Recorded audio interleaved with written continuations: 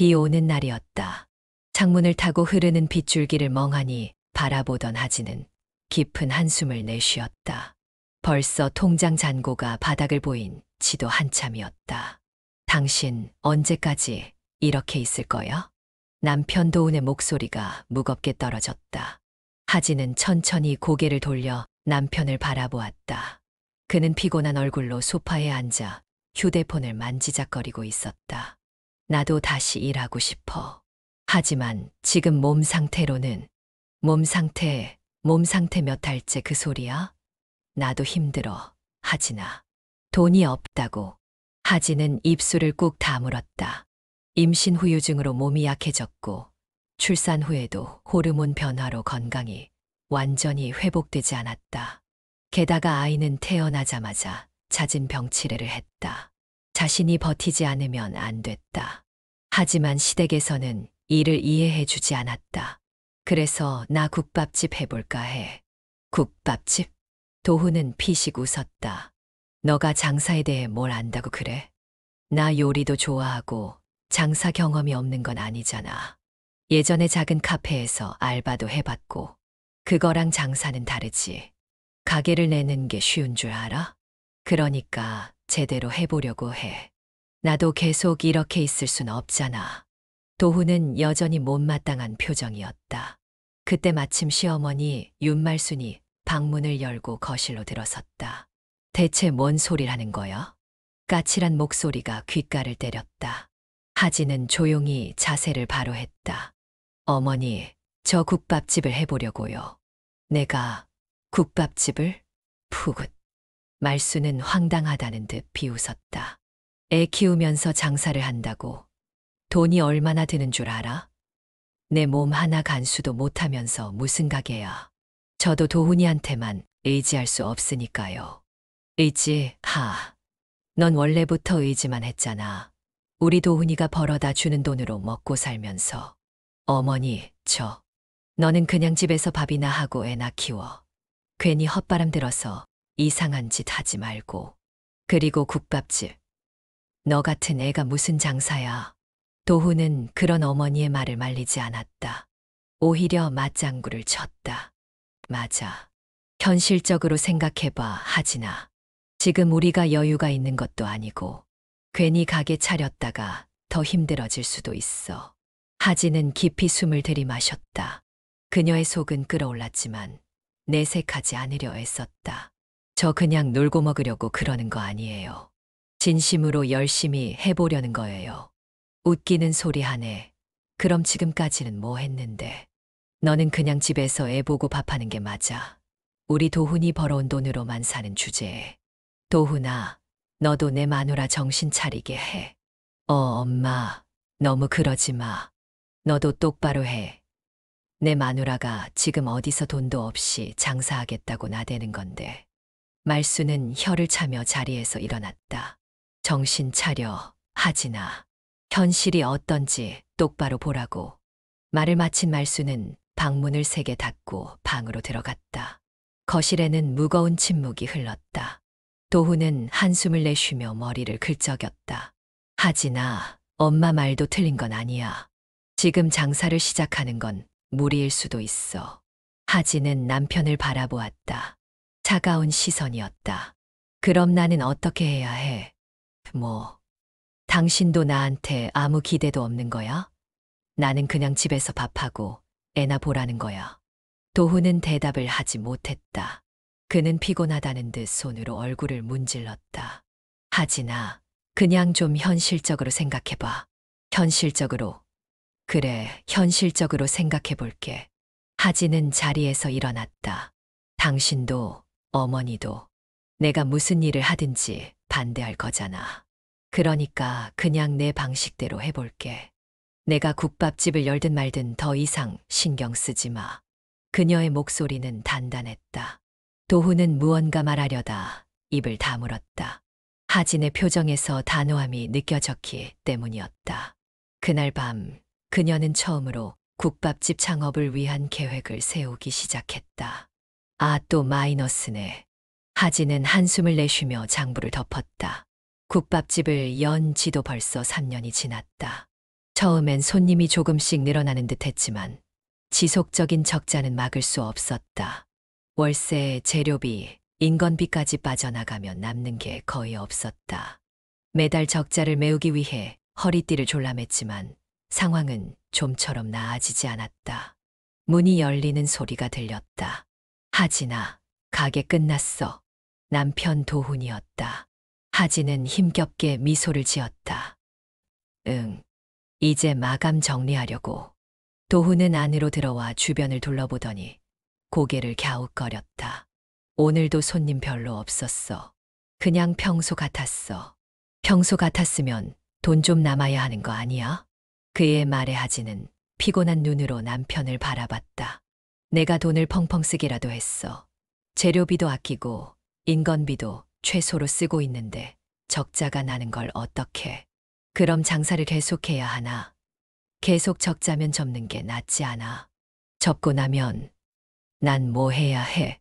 그냥 내가 집에서 애 보고 살림하면 되잖아. 하진은 허탈하게 웃었다. 그 말을 그렇게 쉽게 하네. 난 장사라도 해야 당신한테 덜 미안할 것 같아서 하는 건데.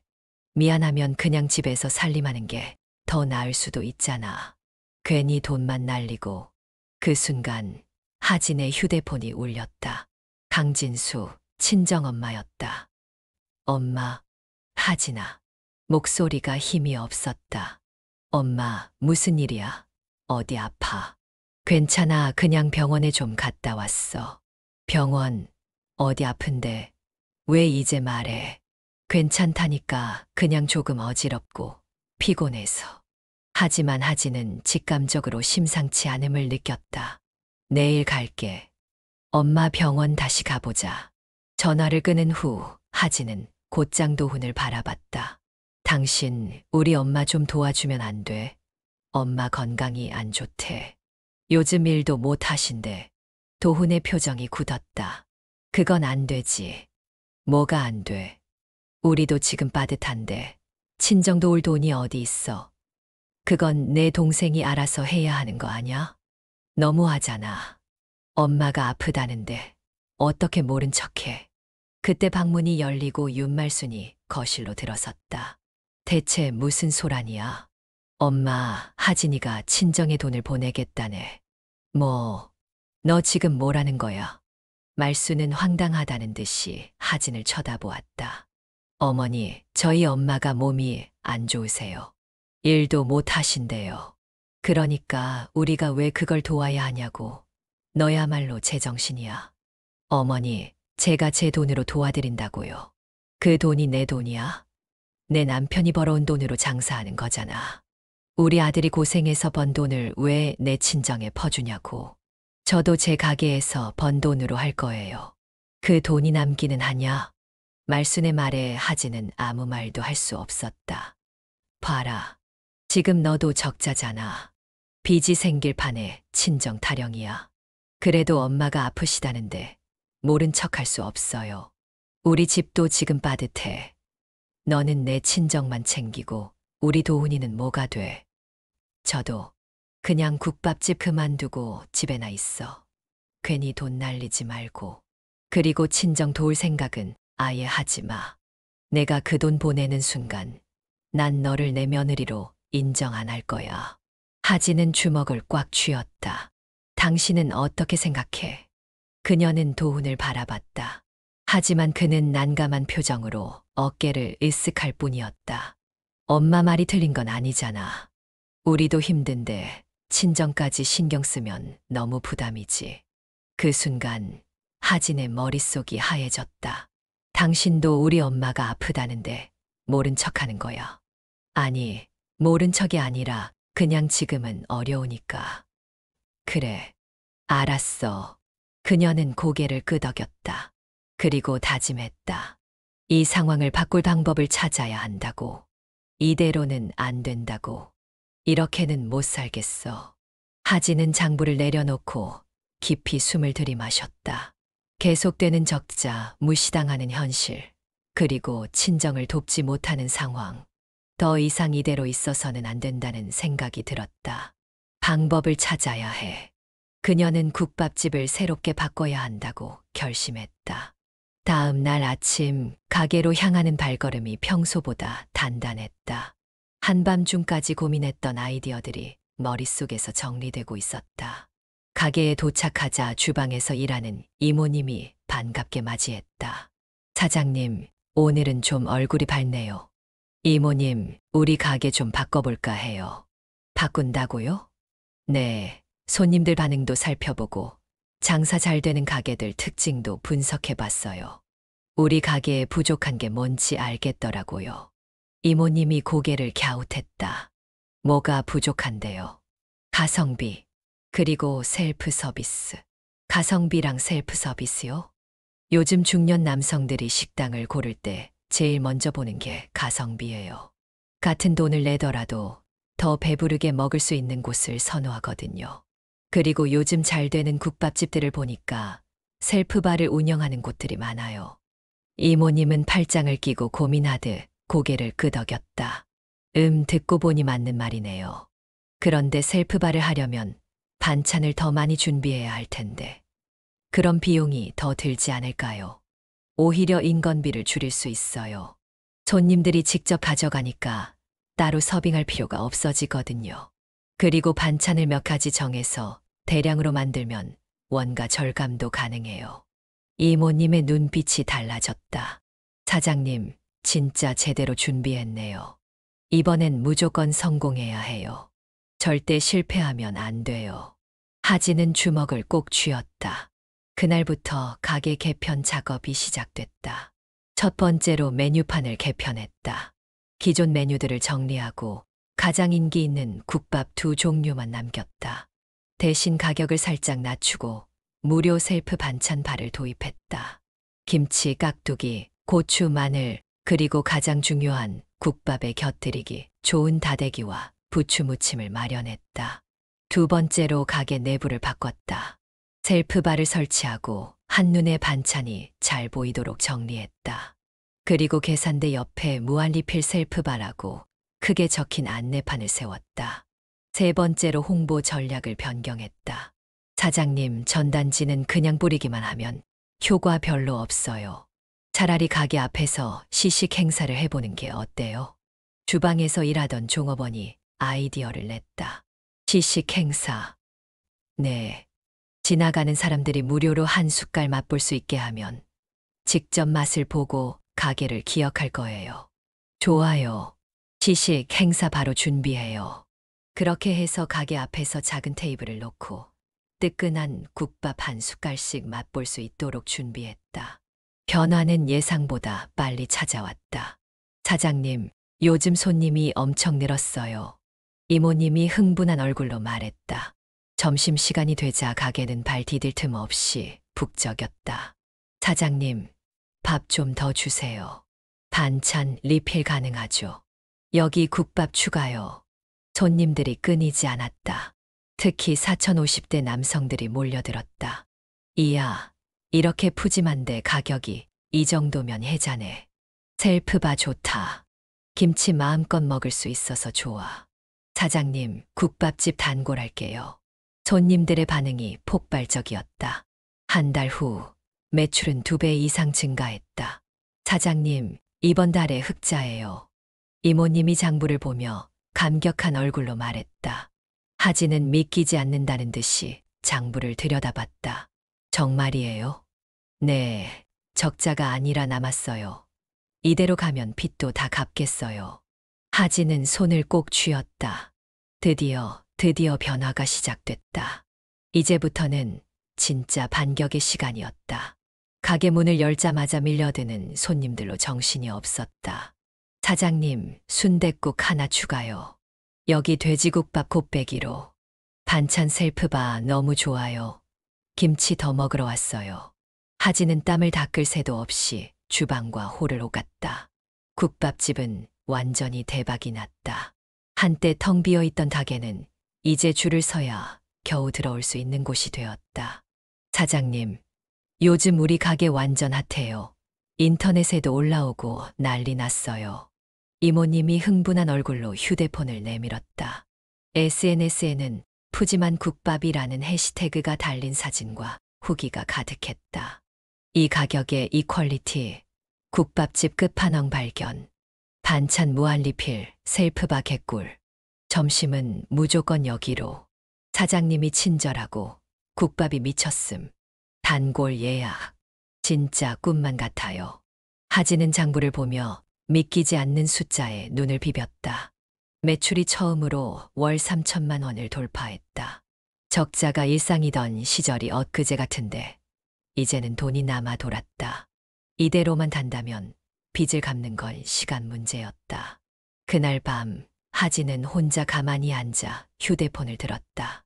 그리고 고민 없이 부동산에 전화를 걸었다. 안녕하세요. 아파트 좀 보려고 하는데요. 며칠 후 하진은 드디어 아파트 계약서에 도장을 찍었다. 축하드립니다, 고객님. 이 지역에서 요즘 가장 인기 많은 단지예요. 부동산 직원이 밝게 웃으며 악수를 청했다. 하진도 손을 내밀었다. 손끝이 살짝 떨렸다. 이제야 내 집이 생겼다. 남편 도훈에게 이 소식을 알린 건 계약을 마친 후였다. 뭐, 아파트를 샀다고? 도훈은 눈을 휘둥그레 뜨며 말을 더듬었다. 응, 이번에 번 돈으로 계약했어. 잠깐만 나한테는 말도 없이 그렇게 큰 결정을 해버린 거야? 하진은 조용히 남편을 바라봤다. 당신한테 말했으면 반대했을 거잖아. 도훈은 입을 열려다 닫았다. 틀린 말이 아니었다. 그때 옆에서 시어머니 윤말순이 눈을 번뜩이며 끼어들었다. 아니, 너 지금 우리 아들한테 상의도 안 하고 아파트를 샀다고? 제 돈으로 샀어요. 내 돈. 내가 장사 시작할 때 우리 도훈이 돈으로 시작했잖아. 그동안 적자일 때는 당신 아들이 한 푼이라도 못했나요? 말순의 얼굴이 굳었다. 하진은 단호하게 말을 이었다. 장사 힘들 때도 저 혼자 감당했고 빚도 제가 다 갚았어요. 이제 돈이 좀 벌리니까 이건 온전히 제 돈이에요. 그러니까 이 아파트도 제 명의로 했어요. 뭐, 공동 명의가 아니라고? 도훈이 크게 소리쳤다. 하진아, 아무리 그래도 집은 같이 사는 건데 공동 명의로 해야 하는 거 아니야? 왜 그래야 해? 아니, 우리가 부부인데 같이 사는 집인데 부부면 당연히 같이 명의해야 한다는 말. 당신이 돈 벌어왔을 때는 왜 안 했어? 도훈은 할 말을 잃었다. 시어머니는 억울하다는 듯이 손을 턱에 올리고 혀를 찼다. 아이고, 이게 어디서 말대꾸야. 예전에는 말도 제대로 못하더니 돈 좀 번다고 아주 기고만장하네. 기고만장한 게 아니라 이제 제 몫을 찾는 거예요. 하진의 눈빛이 단단했다. 그 순간 윤말순의 얼굴이 바뀌었다. 아파트는 이미 하진의 것이 되었고 자신들이 어떻게 할 수도 없다는 걸 깨달았기 때문이었다. 그러자 갑자기 목소리를 낮추며 달라붙었다. 에이, 그렇게 따질 건 뭐 있어. 그래도 가족끼린데. 아파트 샀으니 축하해야지. 도훈도 분위기를 살피며 슬쩍 맞장구 쳤다. 그래, 하진아. 너무 날 서지 말고. 사실 나도 내가 성공한 건 기뻐. 그러니까 우리 도훈이한테도 좀 잘해줘야지. 시어머니는 능청스럽게 웃으며 하진의 손을 잡았다. 도훈이가 요즘 회사 일이 힘들어서 그렇지. 너도 알잖아. 원래 착한 애인 거. 하진은 속으로 비웃었다. 돈이 없을 때는 그렇게 무시하더니 이제 와서 친한 척이라니. 하지만 겉으로는 아무렇지 않은 척 미소를 지었다. 네, 어머니. 앞으로 저도 더 잘할게요. 겉으로만. 속으로는 더 단단히 다짐했다. 이제부터는 절대 휘둘리지 않는다. 하진아, 우리 집 공동 명의로 하자. 도훈은 퇴근 후 거실에서 조심스럽게 말을 꺼냈다. 하진은 식탁 위에 서류를 정리하다가 천천히 고개를 들었다. 공동 명예? 그래, 우리 부부잖아. 같이 사는 집이니까 당연히 공동 명의로 해야 하지 않겠어. 하진은 남편을 가만히 바라보았다. 그 눈빛엔 복잡한 감정이 얽혀 있었다. 내가 돈을 벌기 전엔 당신 이런 말 한 적 없었잖아. 그때랑 지금은 다르잖아. 이제 우리가 좀 안정됐으니까. 우리가 안정됐다고 정확히 말해. 내가 안정된 거겠지. 도훈의 표정이 굳어졌다.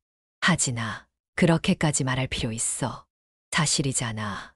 당신이 내 사업이 잘 될 때까지 도와줬어. 내가 힘들 때는 오히려 반대하고 비웃었잖아. 그건 그때 상황이 그래서 그랬던 거고. 그때는 내 결정이 다 틀렸다고 했어. 근데 지금은? 도훈은 당황한 듯 말을 더듬었다. 그건 내가 정말 이렇게 성공할 줄 몰랐으니까. 하진은 냉소적으로 웃었다. 그러니까 내가 성공하니까 이제 공동명의로 하자는 거네? 아니, 그게 아니라 하진아. 우리 부부잖아. 부부라면 같이 살아가는 거고 같이 명의를 하는 게 당연한 거잖아. 하진은 천천히 고개를 저었다. 아니, 내 돈으로 산 집이야. 그래서 내 이름으로 할 거야. 도훈의 얼굴이 일그러졌다. 너 너무하다. 아무리 그래도 나랑 같이 산 집인데 이건 너무하잖아. 그럼 내가 힘들 때 당신은 나한테 너무하지 않았어. 그땐 당신도 당신 엄마도 날 철저히 무시했어. 근데 지금 와서 내가 잘 되니까 이제야 부부 운운하는 거야. 하진아, 난 그런 뜻이 아니야. 난 그냥 대화 끝났어. 공동명예 안 해. 그 순간 방문이 벌컥 열리더니 시어머니 윤말순이 거실로 들어왔다. 뭐, 공동명예 안 해. 하진은 시어머니를 보고도 눈 하나 깜짝하지 않았다. 네, 안 합니다. 너 지금 우리 도훈이를 뭘로 보고 이러는 거야? 내가 벌었다고 다 내 돈이야?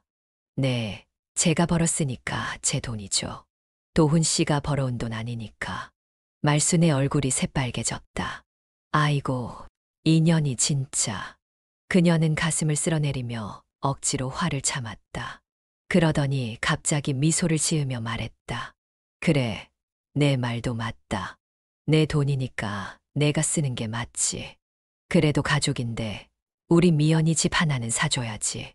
하진의 눈썹이 살짝 올라갔다. 미연이 집이요? 그래, 내가 요즘 돈 잘 벌잖아. 미연이는 아직 결혼도 안 했고 돈도 많이 못 벌고 있잖아. 그런데 내가 가족을 생각한다면 집 한 채 사주는 게 도리 아니겠니? 하진은 헛웃음을 터뜨렸다. 어머니, 진심이세요? 그럼 우리 도훈이 여동생이야. 너한테도 시누이고 가족이잖아. 어머니, 제 돈으로요? 그렇지. 내가 가족을 위해 조금만 베풀면 되는 거잖아. 하진은 조용히 물컵을 내려놓았다. 저는요, 어머니, 가족이란 말이 다정한 단어인 줄 알았어요. 그런데 가족이라는 단어가 저한테는 협박처럼 들려요. 저한테 희생을 강요할 때마다 가족이라는 말을 붙이시잖아요. 너 지금 무슨 말을 하는 거야? 제가 힘들 때 어머니는 가족으로서 저를 도와주셨나요?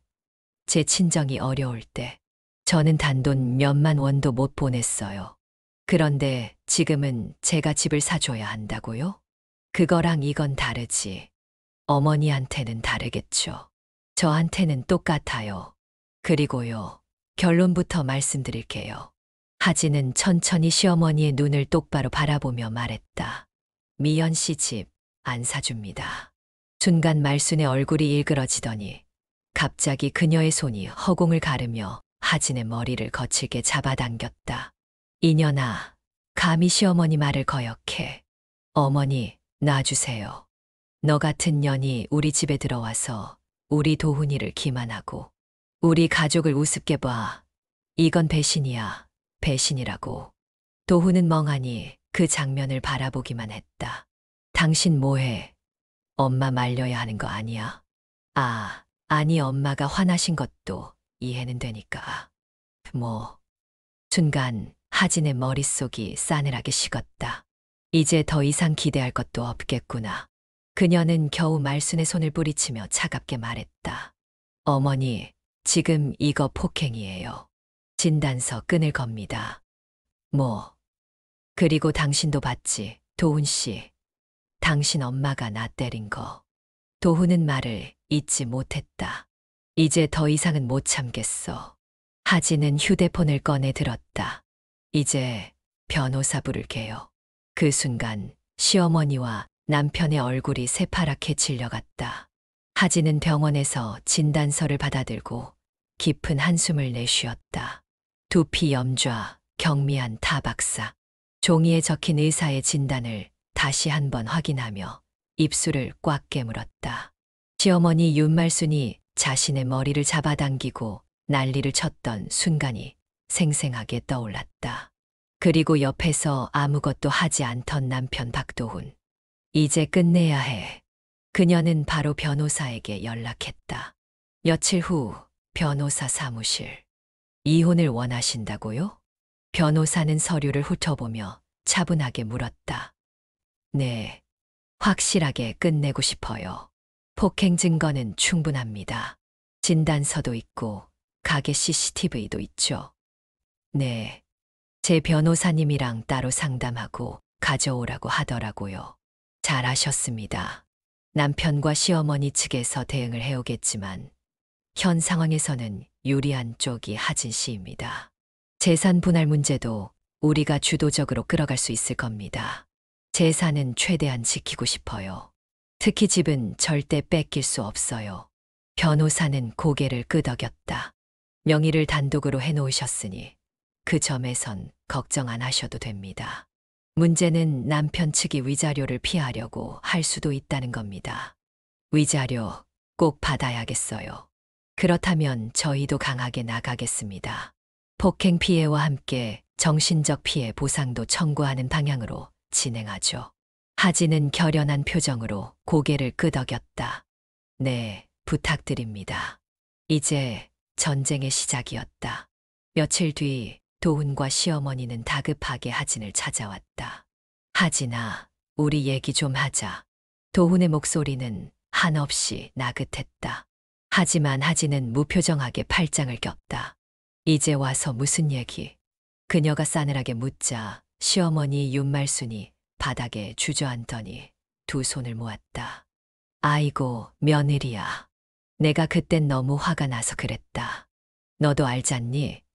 내가 원래 성격이 좀 급해서 그런 거야. 하진은 가소롭다는 듯이 웃었다. 아, 원래 성격이 급하셔서 며느리 머리를 쥐어뜯으셨구나? 그게 아니라 내가 잠깐 정신이 나갔던 거지. 며느리야, 우리 도훈이랑 잘 지내야 하지 않겠니? 이혼하면 내가 손해야. 손해요. 뭐가 손해인데요? 도훈이 끼어들며 애써 웃어 보였다. 하진아, 우리 애도 있잖아. 이혼은 너무 극단적이야. 그냥 다 잊고 다시 시작하자. 다 잊고. 하진은 팔짱을 푼 뒤 천천히 앞으로 다가갔다. 내가 힘들 때 당신은 뭐 했어? 그건 내가 친정 도와주려고 할 때 당신 뭐라고 했어? 그건 우리가 경제적으로 힘들어서. 근데 지금은 나 돈 잘 버니까 이혼만 막으려고 무릎 꿇고 있는 거잖아. 도훈과 말순의 얼굴이 굳어졌다. 아니야, 정말 우리가 잘못했어. 그러니까 용서해줘라. 응?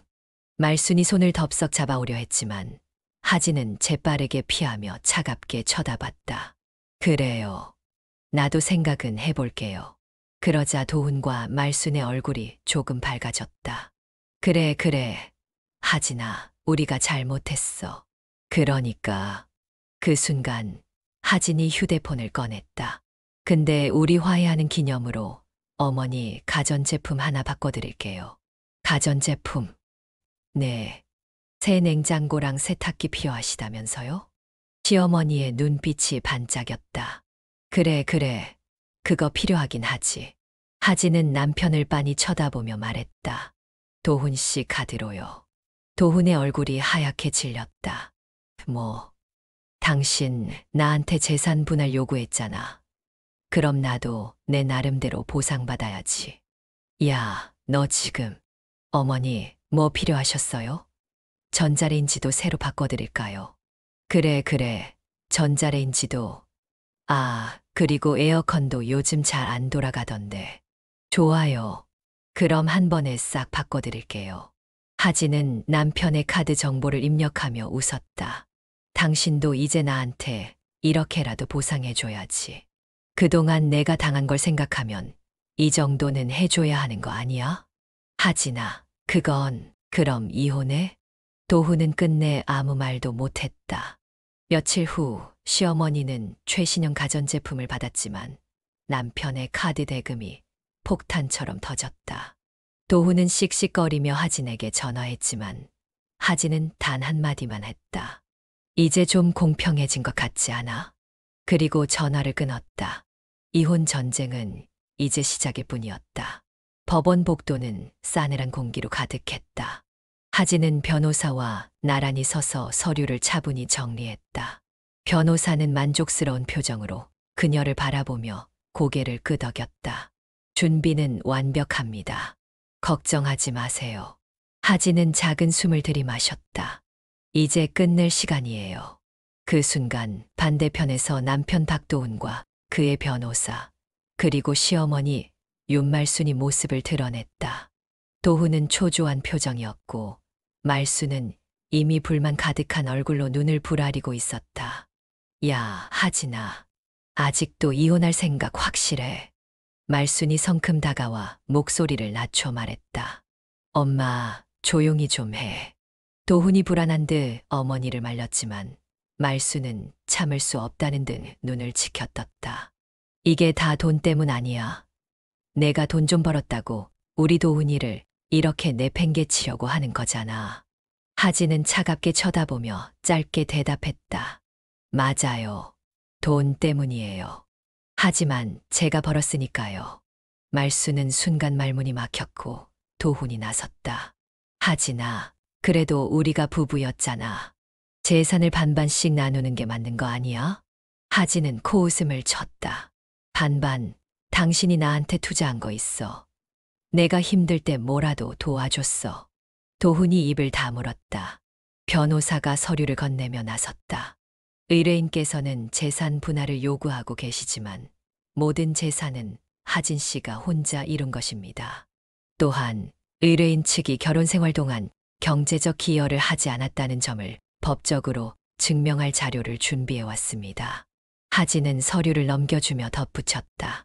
제가 국밥집을 시작할 때부터 적자였던 3년 동안 이 사람은 단 한 번도 생활비를 보탠 적이 없어요. 게다가 친정의 생활비를 보낸다고 했을 때 강하게 반대했죠. 근데 이제 와서 반반 나누자고요? 말순이 폭발했다. 그래도 내가 우리 집으로 시집 왔으면 당연히. 아, 그리고요. 하진이 그녀를 가로막고 말을 이었다. 어머니의 폭행 사건에 대한 정신적 피해 보상도 청구합니다.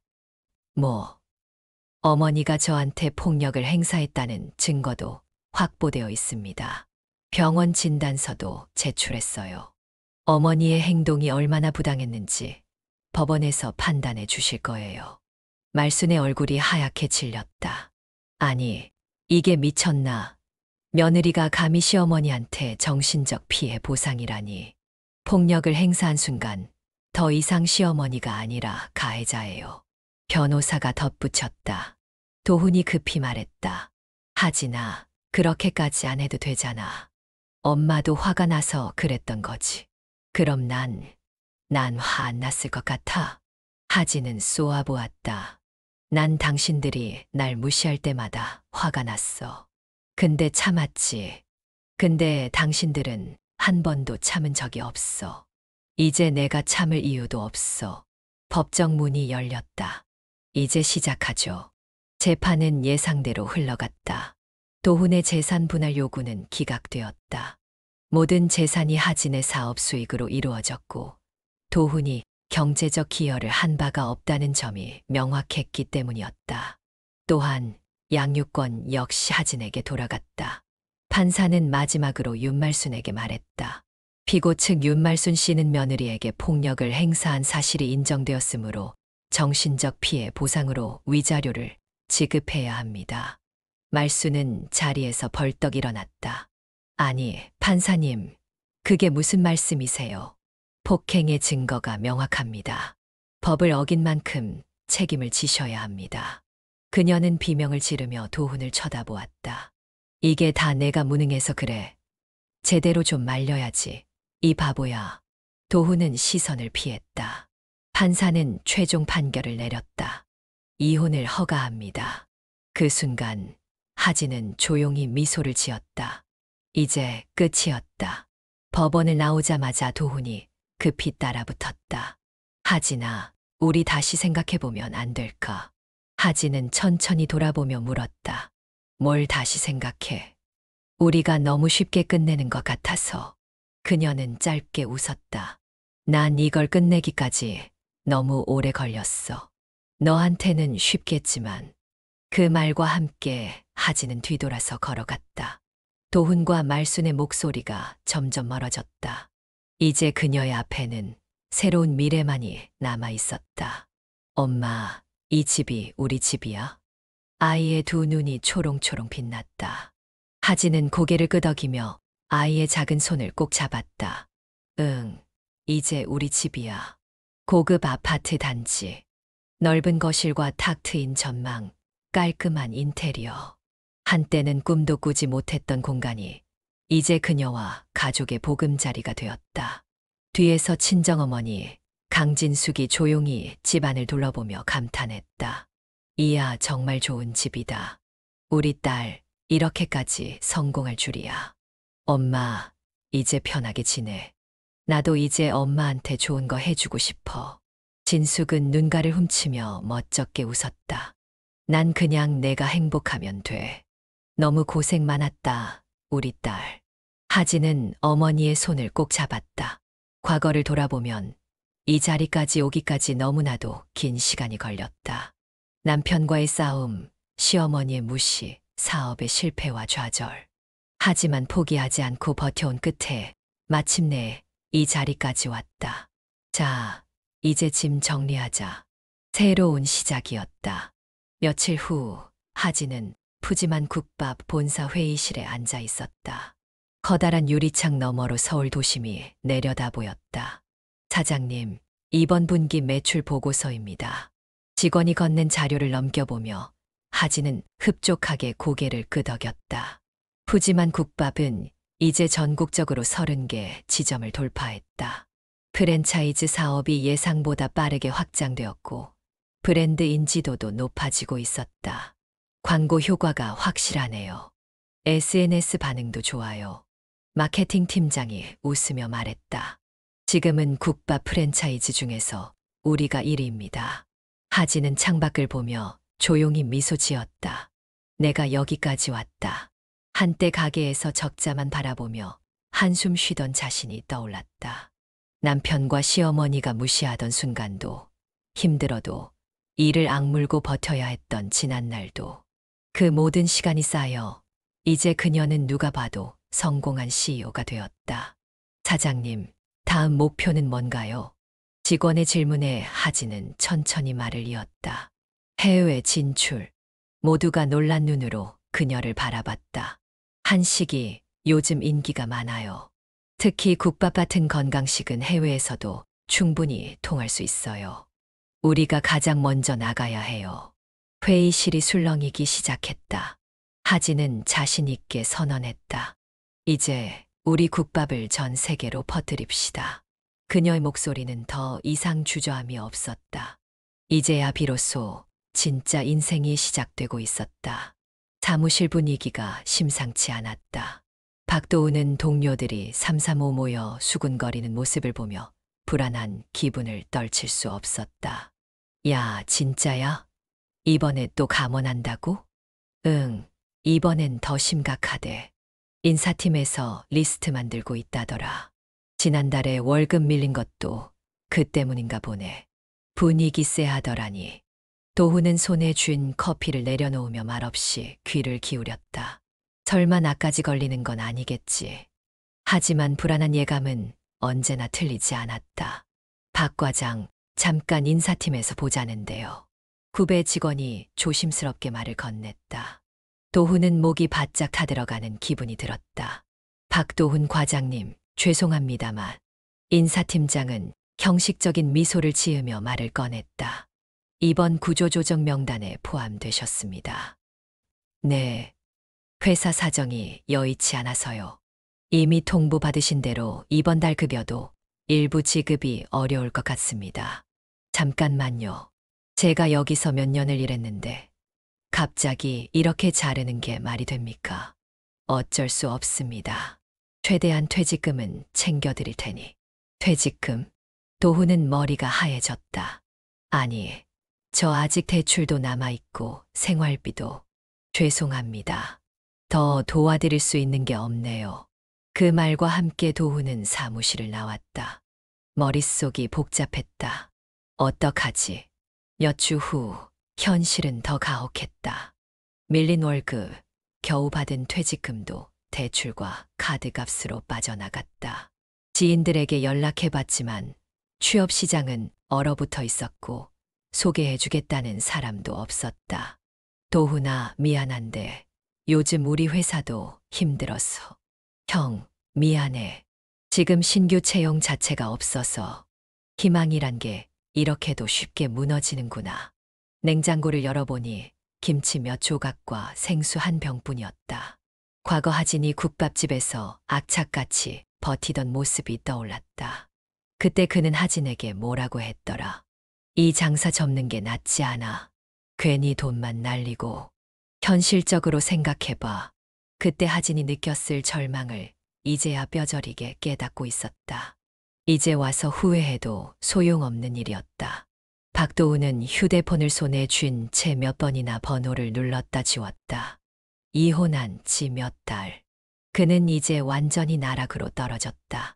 회사에서 잘린 후 새 일자리를 구하려고 했지만 번번이 실패했다.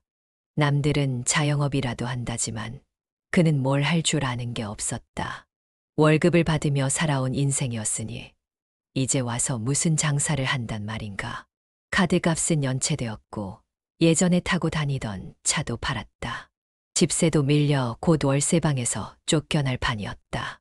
그런데 하진은 뉴스에서, 인터넷에서, 심지어 거리에서조차 그녀의 이름이 들려왔다. 국밥 프랜차이즈 푸짐한 국밥, 전국 50호점 돌파. 강하진 대표, 성공 신화의 주인공이 되다. 그의 입에서 헛웃음이 새어나왔다. 내가 무시하던 여자가 이렇게 될 줄 알았으면, 아니, 아직 늦지 않았다. 그녀는 원래 다정했다. 마음이 여린 사람이었다. 그래, 한 번만 만나보자. 결국 그는 떨리는 손으로 전화를 눌렀다. 신호음이 몇 번 울리더니 익숙한 목소리가 들려왔다. 무슨 일이야? 하진의 목소리는 단호하고 차가웠다. 도훈은 애써 침착한 목소리를 냈다. 하진아, 오랜만이다. 무슨 일인데? 그냥 보고 싶어서 전화했어. 보고 싶다고? 전화기 너머로 그녀가 비웃는 소리가 들렸다. 이제 와서. 도훈은 손에 땀이 배어나오는 걸 느꼈다. 우리 다시 잘해볼 수 있을까? 잘해보자고? 그래, 우리 한때 부부였잖아. 너도 알잖아. 같이 있을 때 좋았던 시간들도 있었고. 좋았던 시간? 하진이 한숨을 쉬었다. 도훈아, 내가 힘들 때 내가 뭐라고 했는지 기억 안 나? 그땐 내가 철이 없었어. 미안해. 미안하면 다야? 도훈은 입을 다물었다. 그러자 하진의 목소리가 더 차가워졌다. 너는 지금 힘들지. 그러니까 나한테 기대고 싶겠지. 근데 난 다시는 너 같은 사람한테 기대지 않을 거야. 그리고 너한테도 기대게 하고 싶지 않아. 하진아, 제발 한 번만 더 생각해봐.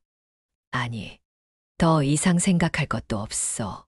도훈은 마지막 남은 희망을 붙잡듯 말했다. 그럼 친구로라도 지내면 안 될까? 필요 없어. 그 말과 함께 전화가 끊어졌다. 며칠 후 도훈은 우연히 한 TV 프로그램에서 하진을 보았다. 성공한 여성 CEO로 소개된 그녀는 자신감 넘치는 미소를 짓고 있었다. 국밥 한 그릇에서 시작했지만 저는 이게 단순한 한 끼 식사가 아니라 사람들에게 따뜻한 위로를 주는 음식이라고 생각했어요. 그리고 그 마음으로 계속 도전했죠. 도훈은 묘한 감정에 사로잡혀 화면을 바라봤다.